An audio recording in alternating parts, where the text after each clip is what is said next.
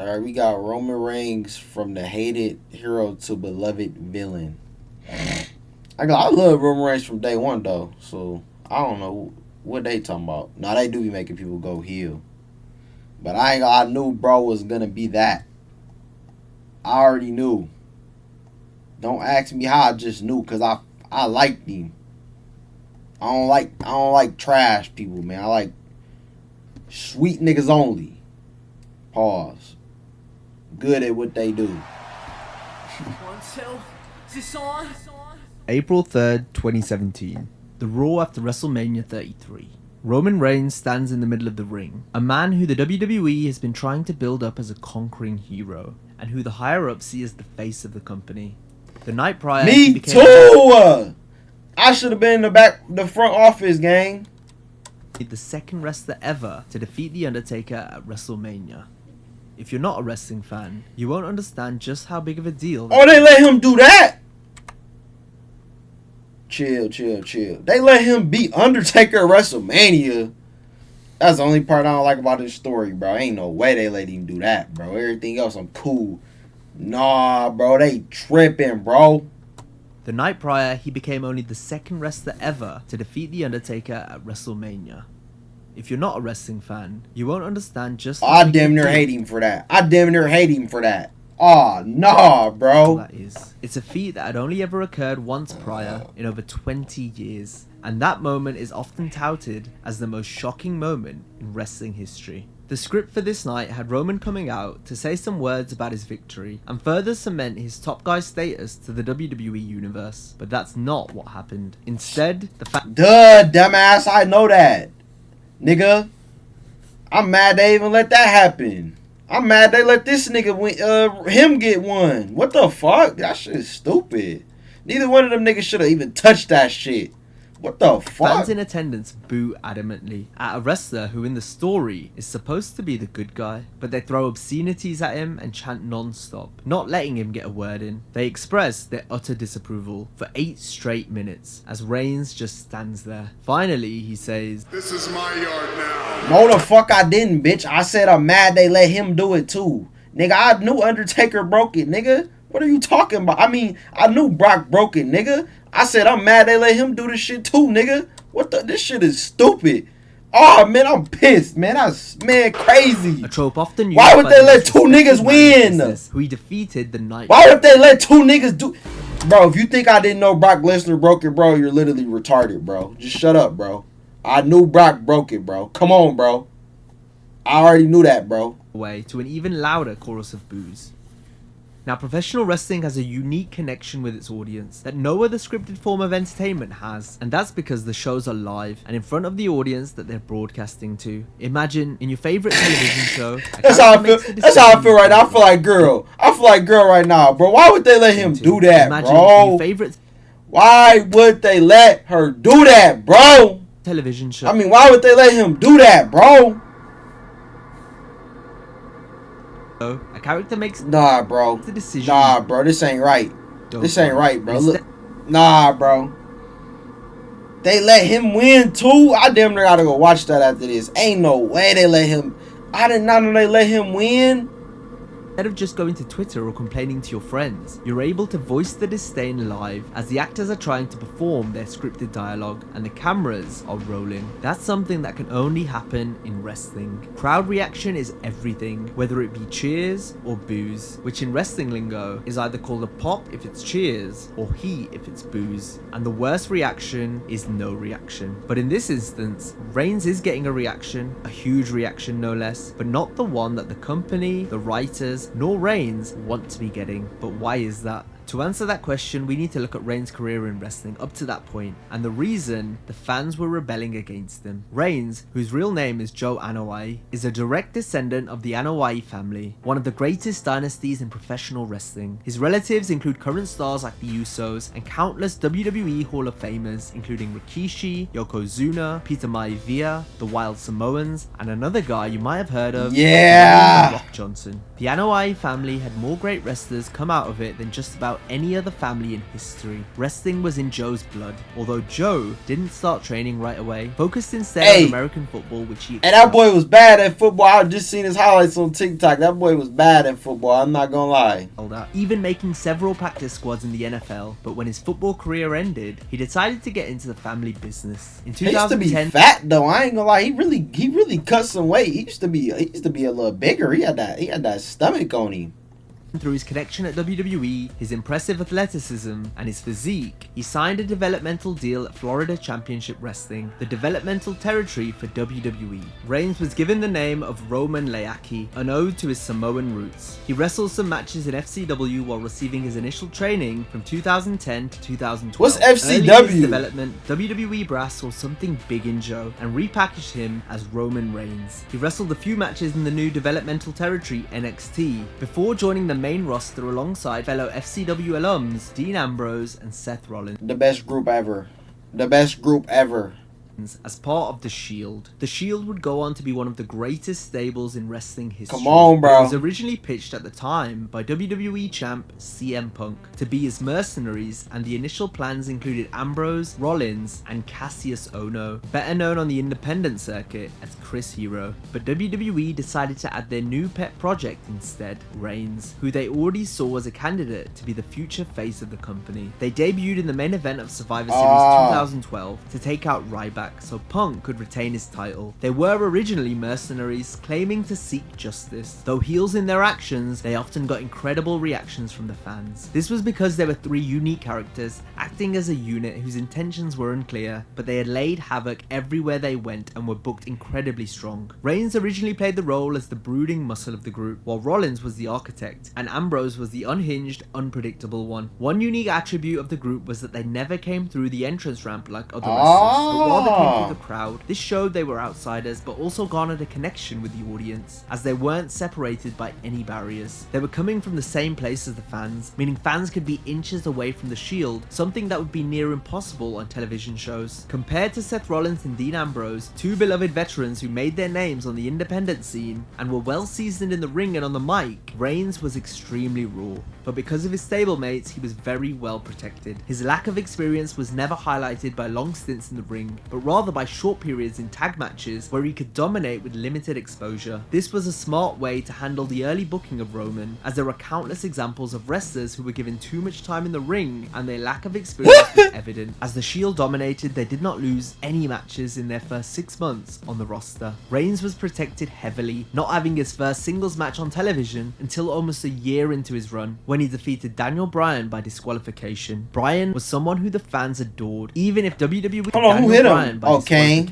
Bryan was someone who the fans adored, even if WWE never saw him as their top guy. But what exactly does that mean, to be a top guy, the face of the company? Well, it's exactly what it sounds like. The top guy in the company who WWE relies on for the main event at their biggest shows, to sell the most merchandise, and is their top draw. As Jim Ross, longtime commentator and former head of talent relations at WWE, said in his book, WWE, since it was WWF, had been a top guy company. Bruno Sammartino was positioned as a conquering hero that a cavalcade of heels would try to take off the mountain, but he was so popular that he held the championship for over 7 years. Then when Vince McMahon bought the company from his father and planned a nationwide expansion, he knew he needed someone to carry the company. Insert Hulk Hogan. Hogan, who had previously worked for Vince's father, had been fired after taking the role of Thunderlips in Rocky 3. He then created the Hulkamania gimmick in the AWA, and Vince saw how the fans in the American Midwest were responding to him and knew he had his man. Hulk Hogan was brought back to the WWE and was positioned as the guy, with rockets strapped to his back. Hulkamania ran wild throughout the nation, but the important thing is that even though he was pushed to the moon and hardly ever lost, the fans loved him. He was charismatic and had a connection with the predominantly younger fans. Hogan was a conquering superhero. Hogan's clean-cut, good guy character dominated as WWE went global and became the #1 wrestling program in the world, even though he was shoved down our throats standing tall at 7 7 of the first 9 WrestleMania main events. Overall, Hogan was Vince McMahon's ideal top guy, bringing unprecedented success to the company. However, just like Hollywood, Vince McMahon loves a reboot, and after Hulk Hogan left the company in 1993, McMahon was searching for his next Hogan, and this is where we see a failure in the top guy booking style. When McMahon was looking for his next face of the company, he wasn't trying to stray too far off course, and even though he had extremely talented wrestlers like Bret Hart, whom the fans were completely behind, he couldn't get off the idea that they needed to be like Hogan. And then McMahon saw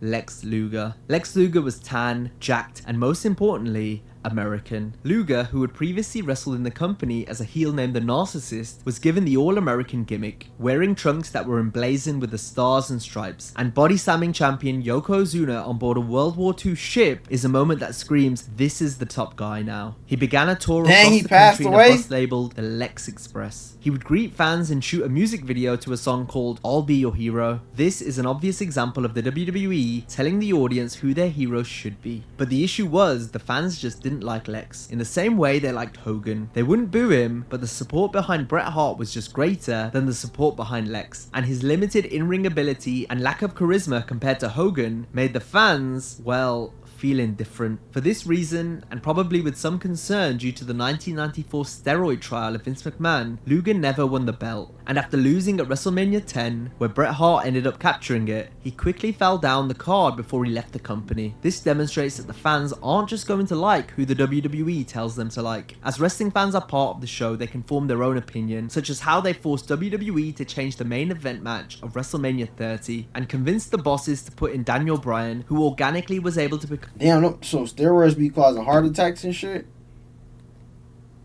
Damn.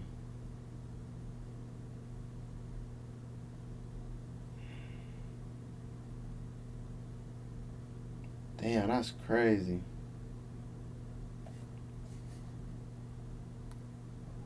Damn.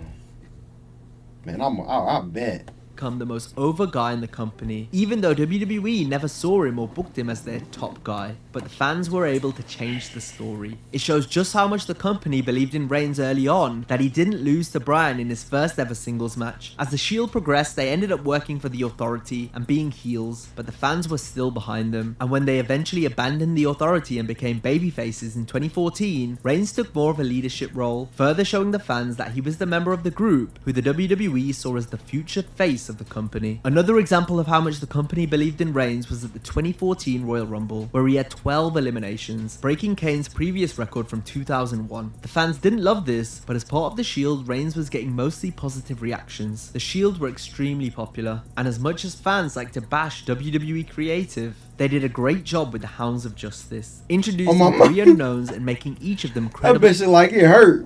Main eventers in just 2 years. The issue in the booking was that once Seth Rollins betrayed the rest of the group and the Shield broke up, WWE's intentions on pushing Reigns to the moon became even more clear. He also kept the Shield gimmick, wearing a combat vest during his matches and coming out to the Shield's entrance music, as well as entering through the crowd. This was WWE's attempt to capitalize on the immense popularity of the group and keep pushing him to the very top of the company. Throughout the rest of 2014, Reigns' character was booked to be an all-conquering... I remember he had to take some time off. He hurt his hernia or some shit. That nigga had to take a break. And then I stopped watching wrestling after that, for real. Ass kicker, but his in-ring work, though not bad, was not up to par with some of his contemporaries, including both of his former stablemates. Even though Reigns is quite charismatic, his promos seemed overly scripted and inauthentic, which, though not his fault, led fans to reject him. Reigns did have some success, but the more he continued to dominate, the fans started to turn against him. Yeah, I heard about that too. No, he did have that hernia shit too though, bro. I remember. Because just like Luger 20 years prior, the fans don't like being told who to like. This was never more apparent than at the 2015 Royal Rumble, where Reigns ended up winning the match over fan favourites such as Daniel Bryan. But when it became clear that Reigns was going to win the match, the fans booed and chanted, "We want refunds." The heat was so bad that even Roman's cousin, The Rock, couldn't get the fans to cheer for him. Dwayne "The Rock" Johnson is perhaps the biggest movie star on the planet, but he first made a name for himself in the WWE, and showing that WWE doesn't know how to learn a lesson, his gimmick was as Rocky Maivia, a clean-cut good guy, playing off of of his Samoan heritage strikingly similar to Roman Leaki, Reigns' FCW character. This shows how WWE doesn't learn from its mistakes, as Maivia was supposed to be a good guy, but constantly got boos from the fans with chants of Rocky sucks and signs showing die Rocky die. It wasn't until Johnson turned heel and joined the Nation of Domination that his otherworldly charisma and talent became evident. The reasons the fans booing The Rock is so important is he is arguably one of the most beloved figures in professional. Yeah, I seen that. Him and Seth Rollins finna get up in there. I seen that. What's that? What that AWE be? The AWE must be putting niggas on 2-year contracts and then they going dead back to the WWE.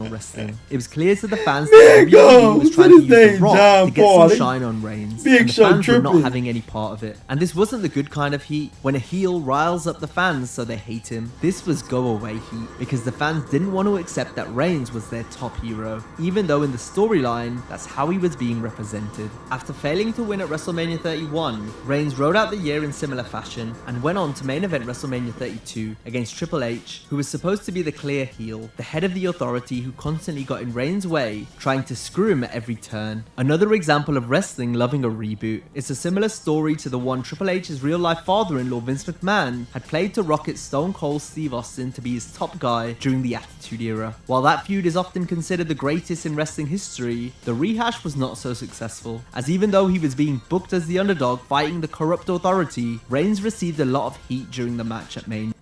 Damn.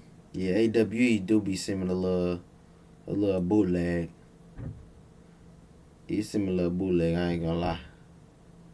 Yeah, I like the WWE, they ain't nobody ever gonna break their leg. They might get hurt, but they ain't gonna break no leg. That's crazy.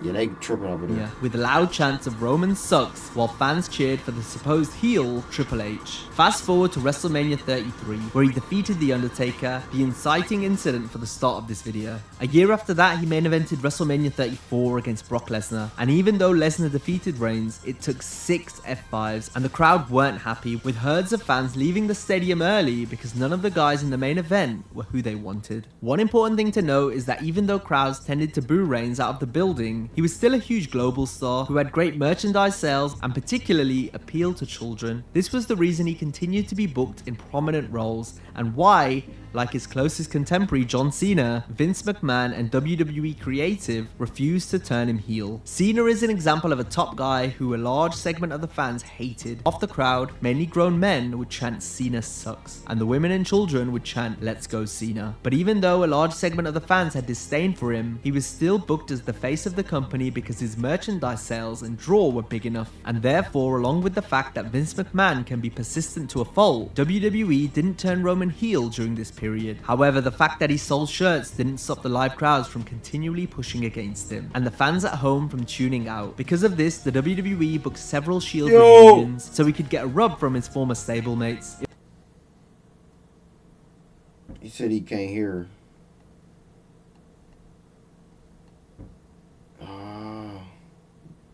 You going crazy. You going crazy. Yeah, I seen you back. You got back on here. I see that. Good shit. It's really because we got the heavyweight championship. He on one. It was only with his Shield brethren in tow that Reigns got something that resembled the reaction WWE desired. Even though the backlash continued, Reigns continued to rack up a... Oh, what you mean?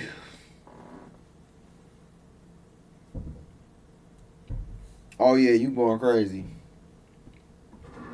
Shit, I'm glad you back on here. Damn, I missed some of the part. Hold on, I missed what he said though. Hold on, my bad. His merchandise sales and draw were big enough, and therefore, along with the fact that Vince McMahon can be persistent to a fault, WWE didn't turn Roman heel during this period. However, the fact that he sold shirts didn't stop the live crowds from continually pushing against him, and the fans at home from tuning out. Because of this, the WWE booked several Shield reunions so he could get a rub from his former stablemates. It was only with his Shield brethren in tow that Reigns got something that... So they did reunite. Okay, I think I remember that. Resembled the reaction WWE desired. Even though the backlash continued, Reigns continued to rack up accomplishments. Yeah, follow my nigga Jam, man. However, on October 22nd, 2018, Reigns came out to the crowd, and though it started with the usual boos and heat that most Reigns promos received, it quickly became real. Reigns would speak out of character, saying that his real name was Joe, and that he'd previously been Dean Ambrose. You talking about Dean Ambrose? Hold on, I'm missing shit. Hold on, what the fuck? My bad, bro. Hold on. Because of this, the WWE booked several Shield reunions so he could get a rub from his former stablemates. It was only with his Shield brethren in tow that Reigns got something that resembled the reaction WWE desired. Even though the backlash continued, Reigns continued to rack up accomplishments, winning 4 World Championships. However, on October 22nd, 2018, Reigns came out to the crowd, and though it started with the usual boos and heat that most Reigns promos received, it quickly became real. Reigns would speak out of character, saying that his real name was Joe, and that he'd previously been living with leukemia when he was younger, and unfortunately, it had returned. You could hear a pin drop as the fans couldn't believe it. They watched on in shock, with some being driven to tears. Even the ruthless WWE fans showed their love and admiration for Reigns, wishing him the best during his recovery. Luckily, Reigns came back on the February 25th, 2019 episode of Raw to a huge ovation from the crowd and announced that his leukemia was back in remission. Reigns returned to competition and had a match at WrestleMania 35 where he defeated Drew McIntyre. It was during this run that for the first time in his singles career, he was getting the babyface reaction from the fans that WWE had hoped for. But as 2019 turned into 2020 and Reigns challenged Goldberg for a match at WrestleMania 36, fans started to remember why they disliked him in the first place. Because once again, he was being booked as an all-conquering hero, despite fans not feeling like he had earned that role. The boos were not as strong, but they were being felt, because even though the audience could acknowledge the fact that Joe Anoa'i, the person, was a hero for overcoming leukemia, they still didn't feel like Roman Reigns, the character, had earned the role he was receiving. The COVID-19 pandemic caused Reigns to opt out of his match at WrestleMania, since he was immunocompromised. Reigns sat out several months until he returned at the 2020 SummerSlam, attacking the new Universal Champion, The Fiend Bray Wyatt. On the following episode of SmackDown, Reigns aligned with heel manager Paul Heyman, turning heel for the first time in his solo run. He quickly won the Universal title at Payback. This may seem like another example of Reigns being shoved down our throats, but the real change happened after he began a feud with his real-life cousin, Jey Uso. Reigns and Jey had a series of great matches, including an exceptional bout at Hell in a Cell in an I Quit match. And it was here that Reigns started to fully develop his new character. He made Jey acknowledge him as the tribal chief, a symbol that he's the best of his family. During this run, it was hard to judge him in terms of crowd reaction, because it happened while the WWE wasn't allowing fans in attendance, but he was doing what fans and critics agreed was the best work of his career. He had improved his craft, both in the ring, having extraordinary matches against the likes of Kevin Owens and Daniel Bryan, as well as being great on the mic. When fans yeah, they robbed him, bro. Oh, my mama, they had, bro, he had to get the big cousin on him and the brother had to turn on him. They robbed him, bro. They robbed him. On my mama, they did. Finally returned at WrestleMania 37, Reigns was met with proper heel heat. But there were also some cheers, because the fans loved what they had seen during the pandemic. And even though he defeated 2 fan favorites in Daniel Bryan and Edge, nobody was upset with the outcome, because Reigns was now playing a real character and not just a broad corporate idol. Wasn't that in Detroit? Wasn't that in Detroit? Of a hero. The tribal chief in many ways is Reigns accepting the fate that WWE had put on him for so many years as the top guy. Now he is a character who not only believes he's the top guy in the company, but won't shut up about it. He also formed the Bloodline, a dominant stable consisting of his cousins, the Usos, as well as newer members, Solo Sikoa, another member of the Anoa'i family, along with honorary member Sami Zayn, while telling the fans and his competitors that they must acknowledge him. The Bloodline so far has been one of the most interesting and best stories the company has had in years. Since then, Reigns has become the most over guy in the company and is doing the best work of his career. He may be getting heat from the crowd, but this is the good kind of heat, as this is what the story calls for. And even then, he's also getting cheers because of just how damn entertaining he's been. And that's where the backlash came from. The WWE universe wants to be entertained, and they weren't being entertained while the inevitable continued to happen. The fans pushed against Reigns being the babyface top guy for over 6 years. When he finally turned and showed how much he had improved, he became the top guy in the audience's mind. No, he's not the next Hulk Hogan or John Cena, but he is the first tribal chief. And that brings us back to April 3rd, 2017. Reigns can't cut his victory promo because the boos and chants are too much. The crowd would not acknowledge that he was trying to speak. This was just the WWE Universe asking for a change in a way that is only possible in wrestling. The audience of anything is the most important factor when you're trying to entertain. Reigns' career journey shows how big of a role the fans can play. WWE stopped telling us that we When my body gonna hit that mat, I'm gonna quit. should like him and gave us a character that we grew to love. And even though it took quite a bit more time than they had hoped, with a current championship reign of over 800 days, the longest since Hulk Hogan in the 80s, Reigns is undoubtedly the top guy that the WWE thought he would be. And the audience definitely acknowledges him. Yeah, he the baddest man right now. I'm not gonna lie. He the baddest man in the business.